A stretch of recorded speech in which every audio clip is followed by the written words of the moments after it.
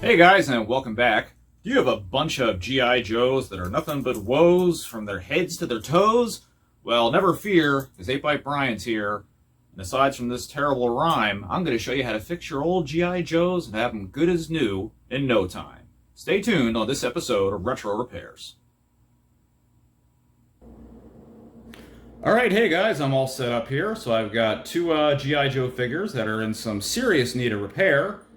I got first here, this is a 1989 Backblast figure. It looks like he probably got too close to the blast and is seriously injured. And then we have a 1987 Raptor figure, who's also in need of a medic. So now, what I have here is very simple. All I have are two little O-ring washers. And this is I believe this is a size either 9 or 10. I don't remember off the top of my head. I believe it's a size 9. And then this is either a 10 or an 11. So I believe size 9, 10 is usually the recommended size to use for these because it's very snug. But if you get like a 10 or 11, it's not going to be a big deal. And, it's not going to make that much of a difference. Should still be the right size for everything to hook up right and to be snug. And then all I have is one little small Phillips head screwdriver.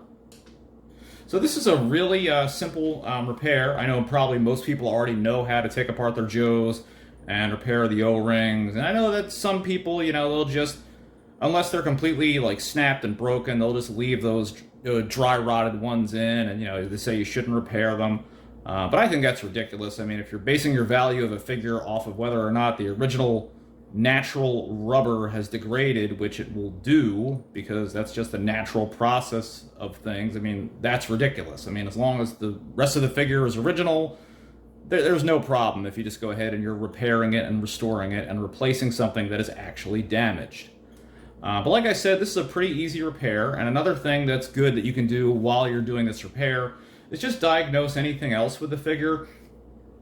Good idea to take a look at the hip area, make sure that there's no cracks or chips or anything that could be cutting into that O-ring or not fitting properly. You have the legs here with the hook, which that's where the O-ring is going to go through, and that's where that's going to connect. So another, good time to diagnose, make sure the joints are stiff, things like that. Make sure you have no other underlying problems. And then on the back here, you have the screw in the back, which is how you get apart the torso and the head and the arm. So it's another good time to make sure there's nothing going on that might also need looking into, or some fine tuning and repairing. So let's move Raptor off to the side here. We'll start off with Backblast. Like I said, this is a really, really simple repair. So all we're going to do is we're going to take this little small screwdriver and just put that in the center, and you want to give a very firm but slow first twist of the screwdriver, because if you do it too quick and too hard, you may actually crack the post and split the post in the center, because you got to think that screw, the last person, whether it was a machine, someone on an assembly line, or someone else that did a repair to this, that's probably been sitting there at its original torque and tightness for over 30 years. So your opposite torque loosening that could, cause the plastic inside to shatter, and then you could be in for a real fun day of trying to repair what should have just been a simple repair. So like I said, just take the screwdriver, give a simple but firm twist, and you'll hear a little, you may not hear it here, but you'll hear a little pop as it gives way. There we go, and you'll feel it start to give way. There we are. You see there was a little bit of dust that came out of there too, because like I said, this is, that's old, that's been sitting for a while, so you want to be careful. Now we're just going to take the back plate off there. And then you can see all of Backblast. You can see, oh my god, he's got his head removed. And there's the pegs that sit in like that. You got the arms, so make sure you have them in the right position. And then you have the O-ring. And so how this works is that, well, actually more with with the front, with the back piece really is what you're going to be focusing on. Is it loops around that center peg, and then that tension holds it to the torso. So we'll go ahead. Let's try this little 9/10 inch here, size 10, and there we go. And now you're going to just loop that around that peg. And then you want to take the bottom part of the torso,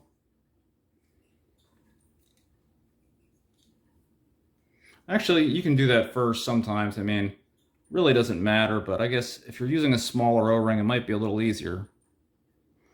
With a larger one, it's not quite as difficult. So you can just push that through the torso, and then just take the legs, and then you're just going to hook that through. You might need to hold that with the screwdriver to keep it in place.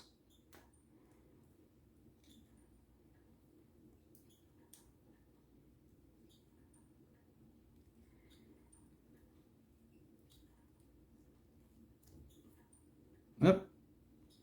You don't have a lot of space here. There we go. That one was rather tough to get that through. And then thread that back through.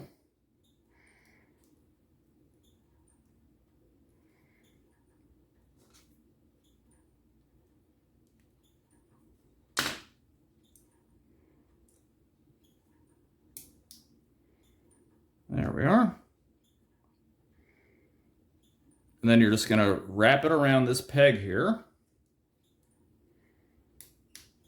and insert the torso into the lower torso, so that way that stays nice and snug and secure. And then you just want to tuck in any loose bits around there. Make sure that gets a nice firm fit. And then it really doesn't matter. It's up to you what your preference is. If you want to put the arms or legs in first. Yep, got that on the wrong side because it was reversed. I just give some gentle pressure as you're putting everything back together.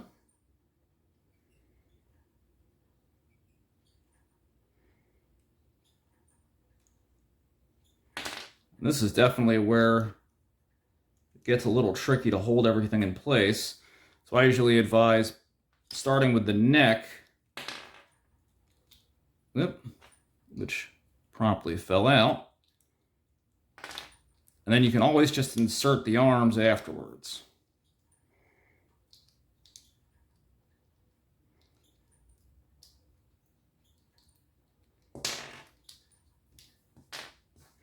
And like I said, depending on the type of O-ring that you're using, which this one's very, very snug, it can really be a little bit of a challenge to get everything to hold in place. And that's probably why I had two different sizes at the time, because I probably got one that was a little too snug and then got one that was a little bit larger. So it just takes a little bit of a steady hand and some patience. And then you can just kind of open that back up. There we go. And we want to do the same thing on the other side. So space that apart a little bit.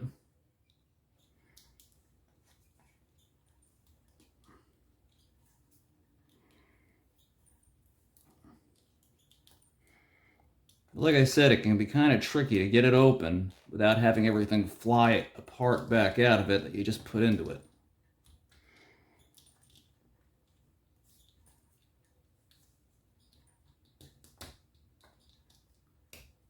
There we are. So he's all put back together. Let's go ahead, we'll put the screw back in.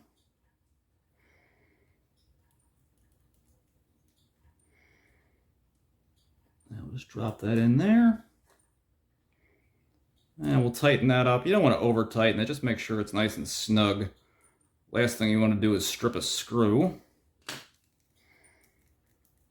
And there we go. Back blast is back in action. You should stand up just fine now. There we are. And then there's your old destroyed dry rotted O-rings. Let's go ahead. We'll do the same thing with Raptor. Move the legs off to the side. And again, you just want to do a small, quick turn. And just ease the screw out of there so that way you don't damage anything. And then take the back part of the back off. There we are. And again, we have another damaged, completely dry rotted O-ring. And then we're going to do probably what I should have done the first time. Thread this through the little hook of the legs. Thread that through the torso.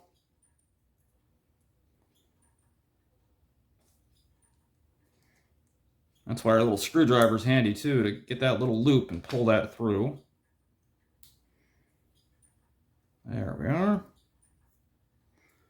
And then we're going to take the back section, we're going to loop it around that post, put the back part into the lower part of the torso.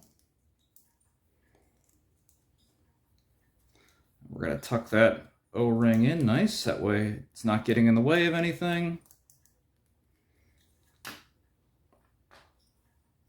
And then we can go ahead and start putting the arms and the head back together, reassembling the rest of the figure.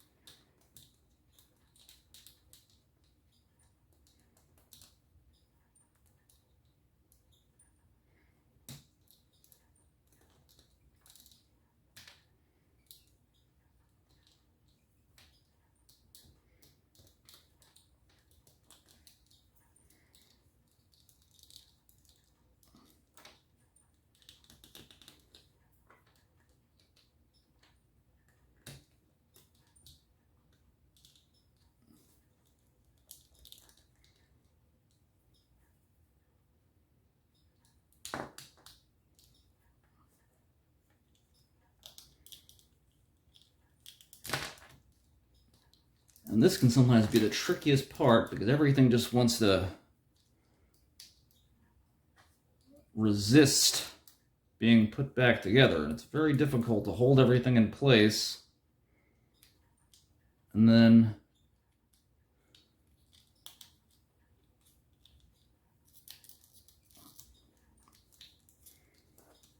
there we are. Oh, you just get everything lined back up.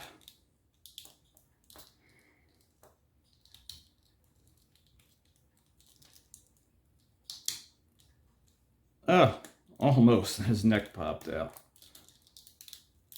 All right, there we are. Phew. And that's the hardest thing with putting these figures back together, it really is. And we'll just go ahead and put the screw back in.